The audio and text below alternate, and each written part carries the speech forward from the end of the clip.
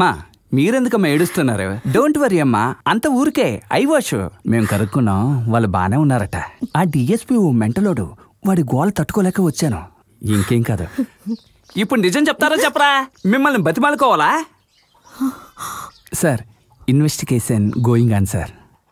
ఏయ్, వెళ్ళి వెతకండి. వెతకండి, ఏ రూము వదలకండి.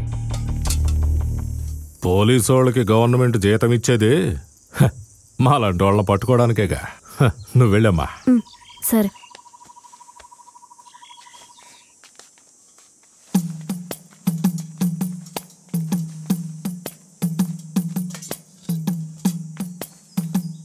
మావయ్య, బండి స్టార్ట్ అవుతుంది కదా, తనొచ్చి నెట్టాలి.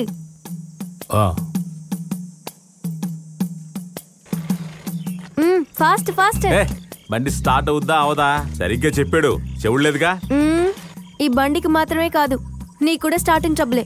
అందుకనే నిన్ను తెలివిగా ఇక్కడికి తీసుకొచ్చాను. అసలే ఎండతో చికాగ్గా ఉన్నాను. నోరు మూసుకొని పోవే. ఏమయ్యా, ఏమీ తెలియనట్టు నన్ను ఇక్కడికి ఎత్తుకొచ్చానా? నీకు నోరు బాగా ఎక్కువైందే. నొప్పిగా ఉంది. నీ కొట్టడం ఒక్కటే తెలుసు. నేను చెప్పింది చేయగలవా నువ్వు? ఏంటి? నువ్వు మావయ్య విడిగా ఉన్నారు కదా, మరి మాకు తోడుగా 100 మంది ఉన్నారా? అది కాదు, మావయ్య ఏ మూడ్ లో ఉన్నాడో తెలుసుకో. మాట్లాడి ఒక ఒప్పందానికి వచ్చారంటే అదే, నా కాలేజ్ అయిపోయింది కదా, ఐఎమ్ ఫ్రీ బర్డ్. ముహూర్తాలు చూసి పెట్టుకున్నావంటే పెళ్లి చేసుకోవచ్చు. ఎక్కడికొచ్చి ఏం మాట్లాడాలో తెలియదు. బుద్ధి లేదు. నాకు బుద్ధి లేదా? ఈ పాటకి నన్ను చేసుకుని ఉంటే ఇద్దరం హనీమూన్కి వెళ్లేవాళ్ళం. అది వదిలేసి మండు టెండలో ముసలుడితో అడవిలో చొక్క. ఎవరిని ముసలోడు అంటున్నావు? ఎవరిని ముసలోడు అంటున్నావు? నిన్ను ఏ ఆయన ఉన్న యువకుడా? ఆయన గురించి మాట్లాడితేనే కోపం పొడుచుకొని వచ్చేస్తుంది. తీసుకో.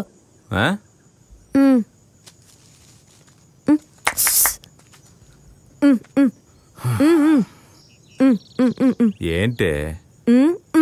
నా కళ్ళ ముందే తినవయ్యా. విసిగించకే. నీకోసం ఇష్టంగా తెచ్చాను, తీసుకెళ్ళి ఆయనకు పెట్టేయకు.